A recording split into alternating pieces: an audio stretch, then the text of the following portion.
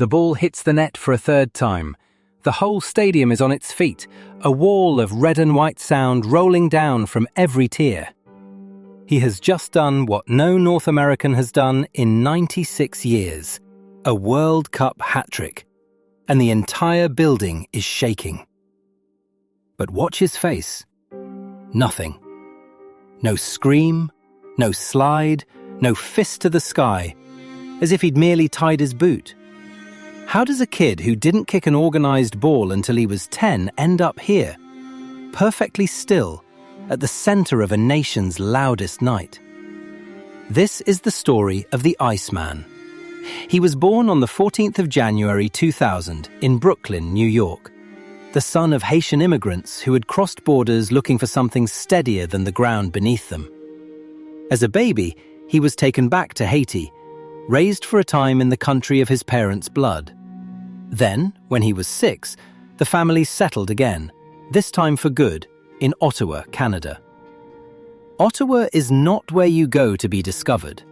It's cold, it's quiet, and it is a long way from the academies of Europe that manufacture professional footballers. And here is the detail that everyone who tells this story comes back to. Jonathan David did not start playing organized soccer until he was 10 years old.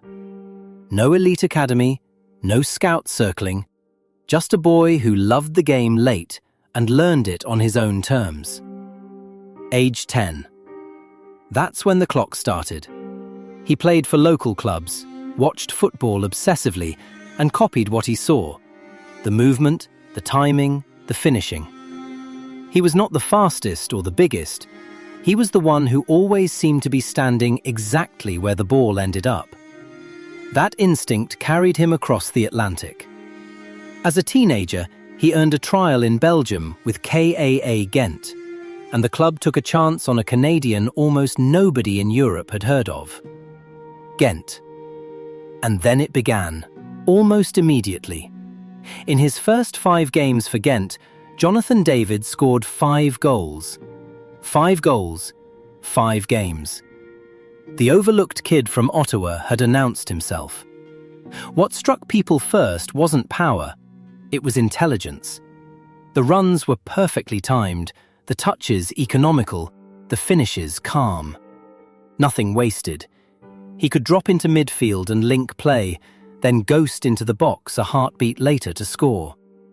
For a forward so young, his reading of the game looked almost unfair. Across 2 seasons in Belgium, he piled up goals and assists, and the bigger clubs of Europe started sending scouts to the cold corners of the Jupiler Pro League just to watch a Canadian. And he was scoring for Canada too, a national team that, for most of its history, had been an afterthought on the world stage. David was beginning to look like the player who might change that. The record fee. In the summer of 2020, Lille of France's Ligue 1 paid a fee reported to be around 27 million euros, a record transfer fee for a Canadian player, a record for his country. The pressure that came with it was enormous, and at first, it didn't click. In the early months in France, the goals didn't come, and the doubts grew loud. A record fee with nothing to show for it is a heavy thing to carry. Then the dam broke. The first goal, then another, and the quiet finisher Ghent had known reappeared in France, composed, clinical, always arriving on time. And Lille, against every prediction, were chasing the title, running down a Paris Saint-Germain side stacked with superstars. In 2021, Lille were crowned champions of France, denying PSG the league. In his first full season, the overlooked kid from Ottawa was a Ligue 1 winner, a title in France. For a player no academy wanted, it was vindication written in silverware. And on the biggest club stage, the Champions League, he kept scoring, proving the finishing translated against the best defenders in the world.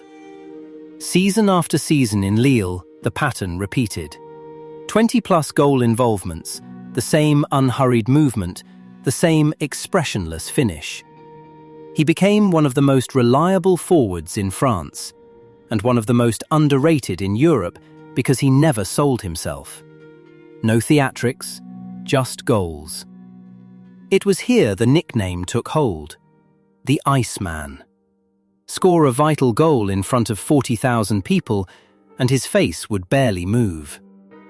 Across 5 seasons at Lille, he scored relentlessly, more than 100 goals for the club, anchoring their attack as captain material and the first name on the team sheet. Over 100 goals in France. Quietly, he'd become elite. Canada. While his club career climbed, something bigger was building with Canada. For decades, the men's team had been a footnote. One World Cup appearance in 1986, and not a single goal scored there. David was central to a new generation that dragged Canada to the top of CONCACAF and to the 2022 World Cup, their first in 36 years. In the Gold Cup, in qualifiers, in friendlies, the goals kept coming for his country. Game after game, David was the one finishing. And in 2024, it happened. Jonathan David became Canada's all-time leading goalscorer, passing every striker his country had ever produced. The most prolific goalscorer in the history of Canadian men's football. A kid from Ottawa who started at 10. For a footballing nation that had so often been overlooked itself, David was the perfect captain of its rise. Proof that talent can come from anywhere. Even from a cold city, no scout was watching. Turin. By 2025, after 5 seasons and a century of goals, it was time to leave France. The biggest clubs finally came calling for the man they'd once let slip through. And it was Juventus, one of the most storied clubs in world football, who brought him to Italy in 2025. On his debut, in front of a new crowd in a new country, Jonathan David scored. Of course he did. Different league, same Iceman. A goal on debut for Juventus. The kid who was never in an academy now wore one of football's most famous shirts. In Italy, the home of defensive football, his movement was a problem defenders couldn't solve. Always half a yard ahead, always arriving at the perfect time. And he showed the rest of his game too, dropping deep, holding play, slipping passes through the lines. He'd never just been a poacher. He was a complete forward, hiding in plain sight. The home World Cup. Then came 2026, and the World Cup arrived on home soil, co-hosted across North America. For Canada, and for the boy born in Brooklyn and raised in Ottawa, this was everything. Against Qatar, the moment came. The first goal. Taken with that familiar calm, the net rippling, the crowd exploding. Then the second. The Iceman, doubling Canada's lead, the whole nation leaning into its television screens. And then the third, the hat-trick. The first North American to score a World Cup hat-trick in 96 years. 96 years. Not since the very first World Cups had anyone from this continent done it. And it sealed something historic. Canada's first ever World Cup win. In their entire history at the tournament, they had never won a single match. Now they had, and David had carried them there. And there it is again, that face. The stadium losing its mind around him, and Jonathan David perfectly still. As if scoring a historic hat-trick at a home World Cup was simply the thing he had always been built to do. The cost of calm. But the journey was never as smooth as the finishing made it look. The slow start at Lille, the doubts about the record fee, those were real. And the 2022 World Cup brought heartbreak. Canada returned after 36 years and lost all 3 games.